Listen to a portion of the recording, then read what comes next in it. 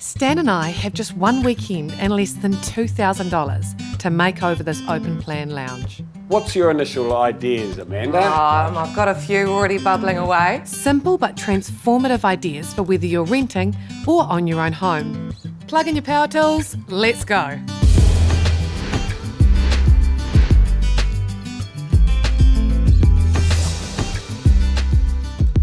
Look at this blank canvas, Stan. We don't have a hard job here, but there's a lot of improvements we can make. Hey, you can tell from the boxes, they've only just moved in, so we definitely can make a few changes, I think. Well, I see a lounge area, kitchen, and a living area, but there's no real definition of space, is there? No, you've hit on a point, actually. New Zealanders love open homes. We like it being light and breezy, so we can get in between all of our spaces. But I think it's almost a bit too open plan, Stan. We've got a living area that's kind of in the dining area is almost in the kitchen, so I think we need to provide a little bit of separation. We just want a visual barrier between the two areas, like a bookshelf or something. Okay. Building a half-height wall is something quite permanent and can cost quite a bit of money, whereas a bookcase or some storage is something that's flexible. You can see through it, so we're still giving the open plan look and feel, keeping all the natural light, and also providing some really good storage. So what about over here? I think we need to provide them a bit of storage that's really poured in a space like this. I think we need to bring the TV off the coffee table and up onto the wall, and that's also going to tidy up some of this cabling behind it. And it also means we can bring a bit of colour in. The client's got some great blues on the sofa, so bringing a little bit of colour in on this wall is going to really make it pop. Okay. Things we're recommending today, Stan, are more cosmetic. They're perfect for homeowners and for renters. I'm with you. Awesome. Let's get to work. We want to focus on easy-to-achieve jobs that will transform the space, whether you're renting or own your own home. We're going to start by separating the lounge from the dining area by adding a freestanding shelf to act as a divider. Next, we'll tidy up the back wall by adding an entertainment unit to hide messy cables and double as a display shelf. We'll mount the TV to the wall, build and paint our own coffee table, then add a floating shelf to display favourite items and utilise the vertical space.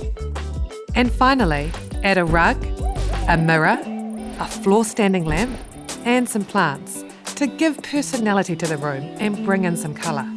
In 2 days' time, this lounge will have a totally new look and feel, and all for less than $2,000. Stan, this living room is almost unrecognisable. Yeah, I mean, if you have a look at what we have done, it's actually not that much, really, is it? I know, I agree with you, but hey, the pieces we have chosen have had quite a bit of impact. I'm really thrilled with the shelving unit. It's really helped create that definition between this living room and the dining. Yeah, no, look at it from a builder's point of view. If it was me in here, I'd probably would have gone to the extent of building a wall, but you know what? You don't need to do that. By taking a couple of simple shelving units like that, if you don't like it, if you want to have a party, you can just pull those out of the way. Exactly. I think the biggest change, obviously, is the entertainment unit. And essentially all we've used is 21mm thick plywood, screwed the whole thing together and painted it, attached to the wall. I like the floating detail of this unit. It looks really good. Yeah, you know what? If you didn't want to attach it to the wall and you're in a renting situation, you could very easily make a box that it sits on, like a plinth, or even put casters on it, you know? And lots of room for you to display books, any extra bits and bobs. And I really like a floating shelf stand. It gives you space to decorate up that wall and use a bit of that height. Now tell me about the coffee table. Well, there's not much to that. I just got one solid piece of laminated pine, comes to 1.8 long, cut that in half, glued it together and cut a circle out, put 3 feet on it and painted it. Nice and easy. Because the sofa and the other pieces are quite large, I've wanted accessories that are quite light. So I've picked a really soft rug underfoot that has a light texture, gone quite a slim floor lamp, and the mirror on the wall just reflects back into the space to make it feel a bit bigger. I think we've done a good job with creating these different zones, making it a living room, creating the entertainment space. Now, if I was one of the homeowners here, I think I'd be super stoked with this area. That means we've done our job.